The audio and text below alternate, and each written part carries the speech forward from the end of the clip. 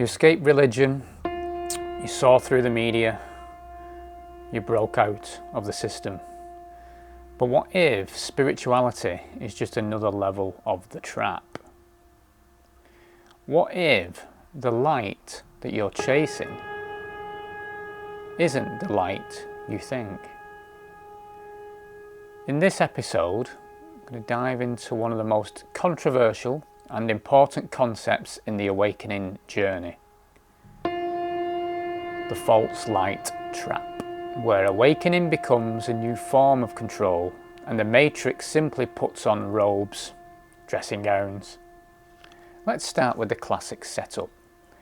Light versus dark, angels versus demons, good versus evil, 5D versus 3D, high vibe versus low vibe. It feels like we're climbing a ladder to truth. But what if this duality is the trap?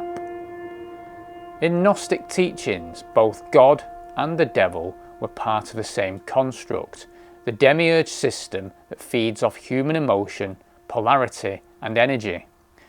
The more you fight the dark, the more you stay in the loop. It's a game of opposites, keeping you busy but never truly free. Not everything that sparkles is source. The false light presents as overly sweet love and light messages that bypass shadow work. Channeled beings who give vague or pacifying messages like, just trust ascension is coming.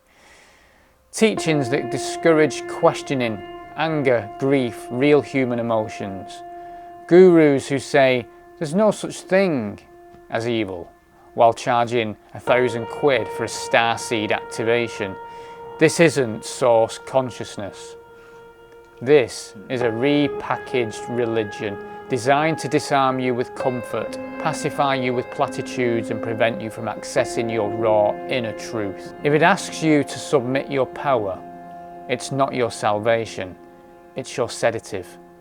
The system is smart. It knew people would wake up. So, it created false exits. Instead of giving you real sovereignty, it offers false light narratives that say you agreed to this suffering. Soul contracts that feel more like cosmic gaslighting. Ascended masters who promise help but deliver nothing. A never-ending healing loop that keeps you broken and searching. The matrix absorbs spiritual awakening and sells it back to you with crystals, platitudes and passive surrender. And people call this ascension.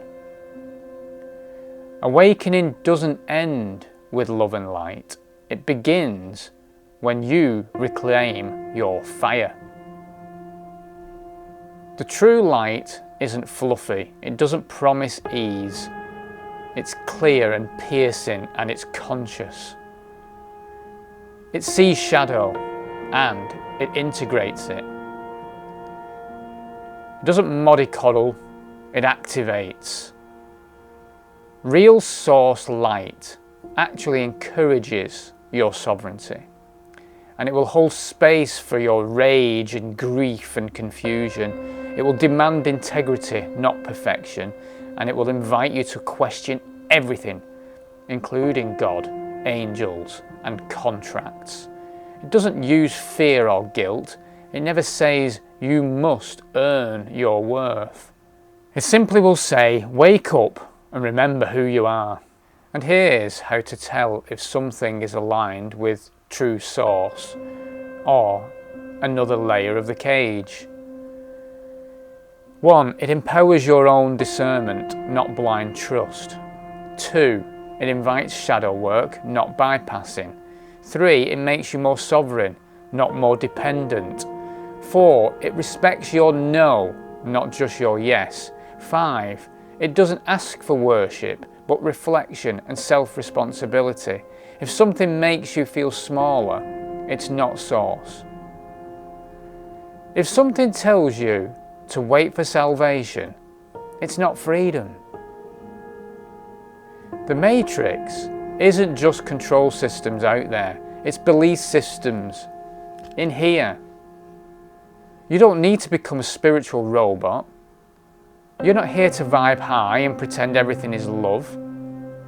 You are here to see clearly, to feel everything, to take back what was always yours, your will, your fire, and your truth. It's not about rebellion. This is not rebellion. It's remembrance.